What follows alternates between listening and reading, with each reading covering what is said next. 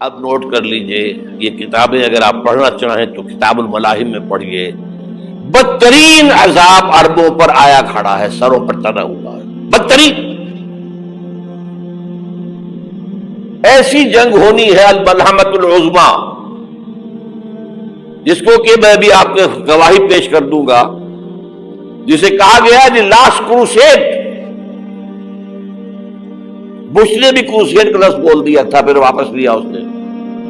نکل جاتی ہے جس کے منہ سے سچی بات مستی میں، فقیہ مصلحت بین سے اور ہندے بادہ خار اچھا، کروسیڈ کہہ کر پھر واپس لیا۔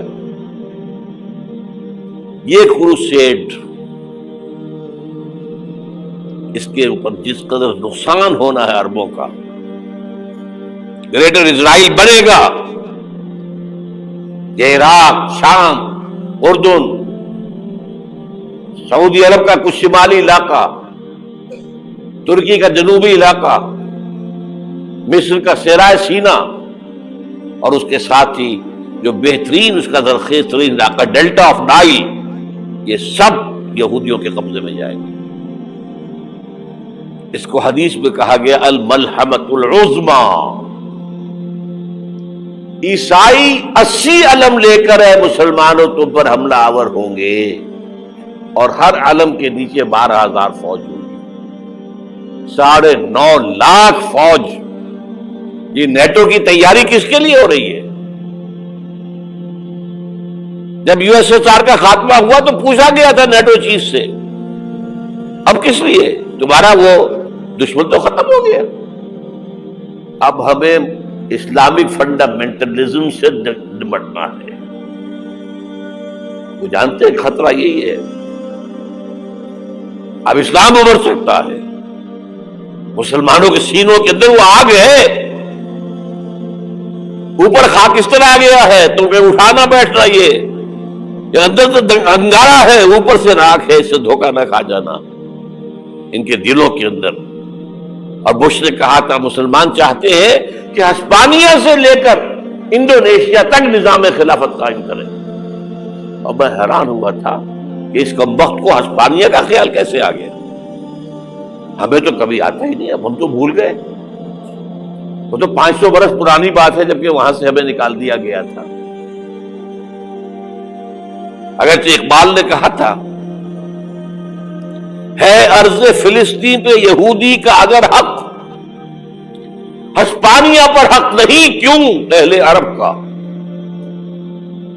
ہسپانیہ میں تو 800 سال حکومت کی مسلمانوں نے، اور ابھی 500 برس سے گزرے ہیں نا۔ یہودی تو ارض مقدس سے 2000 سال نکالے گئے،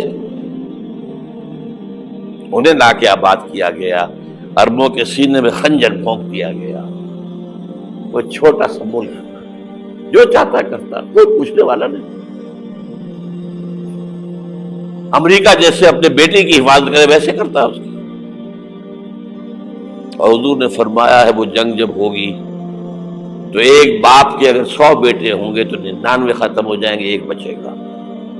یہ حدیث ہے، حدیث ہے صحیح۔ اور آپ نے فرمایا ویل للعرب من شر قد اقترب، عربوں کے لیے ہلاکت ہے، عربوں کے لیے بربادی ہے اس شر سے جو قریب آ چکی۔ اور آج جس طرح انہوں نے ان کی تہذیب کو اختیار کر لیا ہے، دبئی جا کر دیکھیے، بدترین مغربی معاشرہ جو ہے وہ دبئی کے اندر ہم نے قائم کر کے دکھا دیا۔ اب سعودی عرب اس راستے پر بڑھ رہا ہے۔ اور اس کے بعد نمبر 2 پر جو ہے ہم پاکستانی ہیں، لیکن میں اس کے وہ پہلی بات جو کہہ رہا ہوں وہ تو یقینی ہے، اس میں تو احادیث صحیحہ موجود ہے۔ اگرچہ اس کے بعد پانسا پلٹے گا، پھر حضرت مہدی کا ظہور ہوگا، حضرت عیسیٰ کا نزول ہوگا، اور وہ گریٹر اسرائیل گریٹر گریو یارڈ بنے گا یہودیوں کا، ایک ایک یہودی قتل ہوگا اور دفن ہوگا۔ یہ بات میں ہونا ہے، میں پہلی بات پرچ کر رہا ہوں۔ وہ پانسا پلٹے گا جب پلٹے گا، ابھی جو سامنے ہے وہ کیا ہے؟ جس ملحمۃ العظمیٰ کہا حضور نے، جسے آرمیگیڈون کہتے ہیں عیسائی، آرمگیڈون کی اگر کہیں جا کر آپ دیکھیں گے، آپ ڈکشنری میں مانی تو کیا لکھا ہے؟ A very big war which will be fought between the forces of evil and good before the end of this world. اس دنیا کے خاتمے سے پہلے خیر اور شر کی قوتوں کے درمیان بہت بڑی جنگ ہوگی. ارمجدون اسے کہتے ہیں عربی میں، اور آرمگیڈون اسے کہتے ہیں انگریزی کے اندر، اور یہ بائبل کی آخری کتاب کے اندر ہے، جو اس میں کہ مکاشفات یوحنا، ریویلیشنز آف سینٹ جان. یہ تو میں کہہ رہا ہوں یقین کے ساتھ، اور زیادہ دور نہیں ہے، آیا چاہتا ہے. اس لیے کہ یہودیوں کا اور عیسائی جو کنزرویٹوز ہیں، نیو کنزرویٹوز، ان کا 5 نکاتی ایجنڈا ہے متفق علیہ، جس کے تحت یہ جنگ صلیبی شروع کی گئی ہے. تو سن لیجئے آپ. آرمگیڈون نمبر 1، گریٹر اسرائیل قائم ہو جانا اس کے نتیجے میں نمبر 2، مسجد اقصی اور قبۃ الصغریٰ کو گرانا نمبر 3، وہاں تھرڈ ٹیمپل، وہ مسجد جو حضرت سلیمان نے بنائی تھی 1000 قبل مسیح میں، پھر برباد کی تھی نیبوکدنیزر نے، دوبارہ بنائی گئی، پھر دوبارہ ختم ہوئی 70 عیسوی اب تک گری پڑی ہے. ان کا خانہ کعبہ گرا ہوا ہے 70 عیسوی سے لے کر آج تک. ایک دیوار ہے ویلنگ وال، جہاں جاتے ہیں، روتے ہیں، پیٹتے ہیں، ماتم کرتے ہیں، وہاں وہ بنے گا تھرڈ ٹیمپل. اور نمبر 4، اس میں لا کر رکھا جائے گا تخت حضرت داؤد کا. یہ تخت کہاں ہے اس وقت؟ یہ لندن شریف کے اندر، جو ان کی پارلیمنٹ کا جو چرچ ہے، ویسٹ منسٹر ایبے، اس میں رکھا ہوا ہے. ایک پتھر تھا جس پر بٹھا کر حضرت داؤد کی تاج پوشی ہوئی، پھر حضرت سلیمان کی ہوئی، پھر وہ پتھر رکھ دیا گیا جب حضرت سلیمان نے بنایا ہیکل مسجد اقصی، وہاں رہا وہ. ہر بادشاہ جو تھا یہودی اسی کے اوپر بٹھا کر اس کی تاج پوشی ہوتی تھی. سن 70 میں ٹائٹس نے گرایا اسے، ہیکل کو، وہ پتھر لے گیا، وہاں سے روم گیا، روم سے آئرلینڈ گیا، آئرلینڈ سے اسکاٹ لینڈ آیا، اسکاٹ لینڈ سے انگلینڈ آیا، اور اب وہ رکھا ہوا ہے 14ویں صدی عیسوی سے آج تک. وہ ویسٹ منسٹر ایبے میں رکھا ہوا، ایک کرسی کی سیٹ میں اسے بنا دیا گیا ہے تخت کی شکل. اب انگریزوں میں کوئی ملکہ ہو، کوئی بادشاہ ہو جس کی بھی تاج پوشی ہونی، اس میں ہو. یہ لا کر رکھا جائے گا تھرڈ ٹیمپل میں، اور اس پر یہودیوں کے خیال کے مطابق ان کا مسیحا آئے گا جو مسیح دجال ہوگا. عیسائیوں کے خیال کے مطابق حضرت عیسیٰ آئیں گے، وہ ہمارا بھی خیال ہے حضرت عیسیٰ آئیں گے علیہ السلام. بہرحال یہ تو بعد کی باتیں ہیں نا. اس وقت جو میں عرض کر رہا ہوں، عربوں پر بہت بڑا عذاب، اور پاکستان کا معاملہ البتہ یہ ہے، میں یقین سے نہیں کہہ سکتا. ہینگنگ ان دی بیلنس، ہو سکتا ہے اللہ تعالی ہم پر رحم فرمائے، ہو سکتا ہے، اگرچہ اس کی کچھ شرائط ہوں گی. چمن کے مالک اگر بنا لے موافق اپنا شعار، اب بھی چمن میں آ سکتی ہے پلٹ کر چمن سے روٹھی بہار، اب بھی ہو سکتی ہے. اور یہ بھی ہو سکتا ہے کہ اللہ تعالیٰ نے معجزانہ طور پر ہمیں ملک دیا، ہم نے اللہ سے بدعہدی کی، وعدہ خلافی کی، غداری کی، لہذا سزا دی جائے اور ہم سے یہ ملک چھین لیا جائے. It's just possible. دور نہ سمجھے، اسے انہونی بات نہ سمجھے. جو گھیراؤ ہو رہا ہے آپ کے مغرب میں نیٹو فورسز اور مشرق میں بھارتی فورسز گدھوں کی طرح بیٹھے ہوئے انتظار کر رہے ہیں پاکستان اور ڈسٹیبلائز ہو جائے، یہاں اور بدامنی ہو جائے. اب لاہور میں پھر آج دھماکے ہو گئے ہیں. 2 دن پہلے کا دھماکہ میں سہ کے آیا ہوا ہوں، آپ کے سامنے بیٹھا ہوں. وہ جانے بچی ہیں جو ہماری اکیڈمی کا حشر ہوا، وہ تو میں آپ کو نہیں بتا سکتا. یہ سارا کیوں ہو رہا ہے؟ تاکہ یہاں بدامنی ہو جائے اور ہمیں جواز مل جائے مغرب سے نیٹو فورسز داخل ہو جائیں، مشرق سے بھارتی فورسز آ جائیں اور ہمارے ایٹمی دانت توڑ کر اور پھر ہمیں بھارت کے سامنے ڈال دیا جائے، نو ڈو ایز یو لائک. یہ ان کا نقشہ ہے. ہوگا کیا وہ اللہ جانتا ہے، ہوگا وہ جو اللہ چاہے. لیکن اللہ کا چاہنا جو ہے وہ کس پر منحصر ہے؟ یہاں انقلاب برپا کرو، یہاں اسلام لاؤ. اگر دھندوں میں لگے رہو گے تو وہ خود بخود نہیں آ جائے گا انقلاب. صحابہ نے جانیں دی تھی، کتنی تکلیفیں اٹھائی تھی. 12 برس تک مکی دور کے اندر با نشہ درویشی در ساز و دمادم زن، جو پختہ شبی خدرا بر سلطنت جم سن. یوم طائف یاد ہے جو حضرت عائشہ فرماتی ہے کہ میں نے پوچھا تھا حضور سے کہ یوم احد سے زیادہ سختی بھی آپ پر کبھی آئی؟ یوم احد پر کیا ہوا تھا؟ تلوار کا وار پڑا تھا آپ کے چہرہ مبارک. یہ جو رخسار کی ہڈی ہے اس کے اندر وار گیا ہے. اوپر خود کی 2 کڑیاں تھیں، وہ اس میں گھس گئیں. 2 دندان مبارک شہید ہوئے. وہ خود کی کڑیاں ایک صحابی نے اپنے دانتوں سے پکڑ کے کھینچنے کی کوشش کی، دانت نکل گئے، وہ نہیں نکلی. کیا جتن کر کے نکالی گئی ہوگی تو خون کا فوارہ، اتنا خون گیا ہے کہ آپ بے ہوش ہو گئے، گر گئے. اور مشہور یہ ہو گیا کہ آپ کا انتقال ہو گیا، شہادت ہو گئی.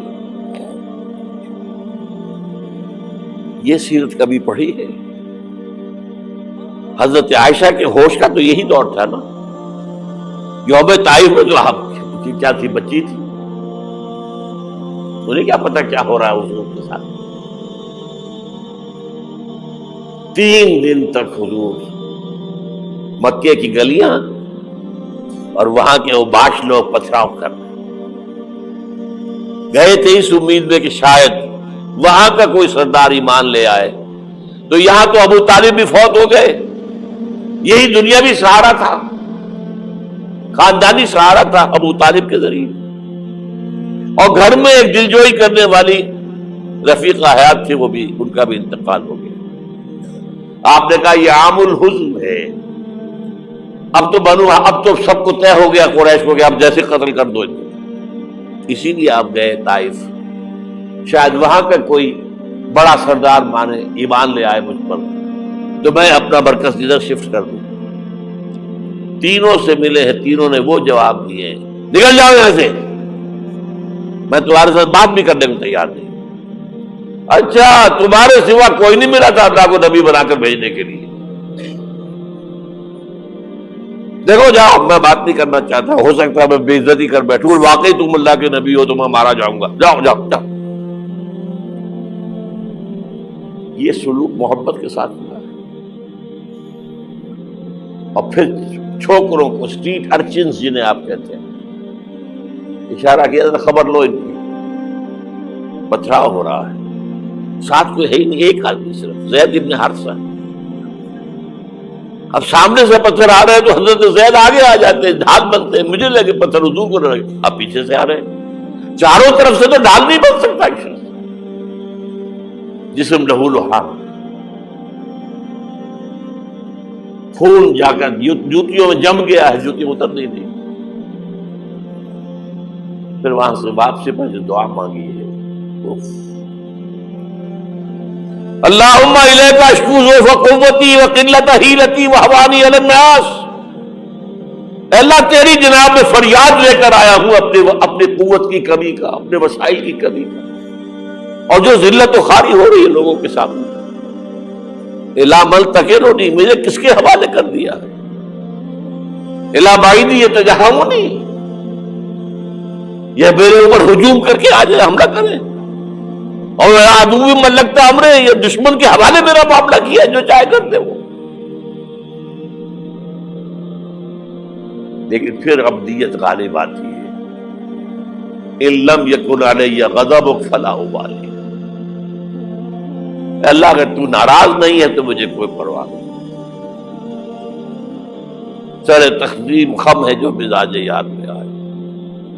مجھے اندیشہ یہ ہے کہ تو ناراض تو نہیں ہوگی. یہ تکلیفیں جھیلی ہے. سینکڑوں صحابہ نے جانوں کا نذرانہ پیش کیا ہے.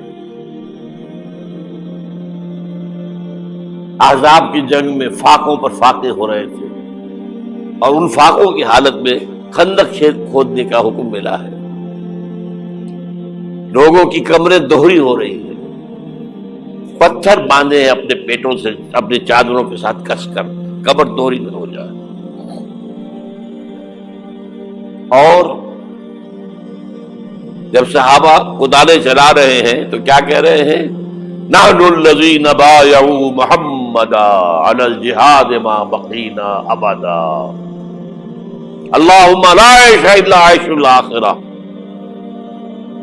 صحابہ کہتے تھے ہم وہ لوگ ہیں جنہوں نے محمد سے بیعت کی ہے کہ جہاد کرتے رہیں گے جب تک جان میں جان نکل جائے تو بات اور. جان ہے، چاہے ابھی بھوک سے کمر دوڑی ہوئی جا رہی، جان تو ہے. اور ایک دفعہ کہتے تھے اللہم لا عیش الا عیش الاخرہ، اللہ عیش زندگی تو آخرت کی زندگی ہے. اور حضور فرماتے تھے، حضور کے بیٹھے ہوئے نہیں تھے گاؤں تکیا لگا کر، پتھر اٹھا اٹھا کر خندق میں سے لے جا کے باہر پھینک رہے تھے. جب صحابہ کہتے ہیں اللہم لا عیش الا عیش الاخرہ، حضور فرما رہے ہیں فاغفر الانصار والمہاجر، اے اللہ ان انصار اور مہاجرین کی مغفرت فرما دو. پھر حضور کی خدمت میں کچھ لوگ آئے، حضور اب یہ فاقہ ناقابل برداشت ہو گیا، دیکھیے ہم نے یہ پتھر باندھے ہوئے اپنے پیٹ کے ساتھ. حضور نے کرتا اٹھا کر دکھایا، وہاں 2 پتھر بندھے ہوئے. یہ ہے سیرت النبی. آپ کس چیز کو سیرت النبی سمجھتے ہیں؟ بہرحال اس موضوع پر میری ایک کتاب ہے منہج انقلاب نبوی، کہ انقلاب کیسے آیا تھا. اگر دل میں ذرا بھی آرزو پیدا ہو گئی ہو کہ اللہ قبول کر لے مجھے قبول کر لے اس کام کے لیے،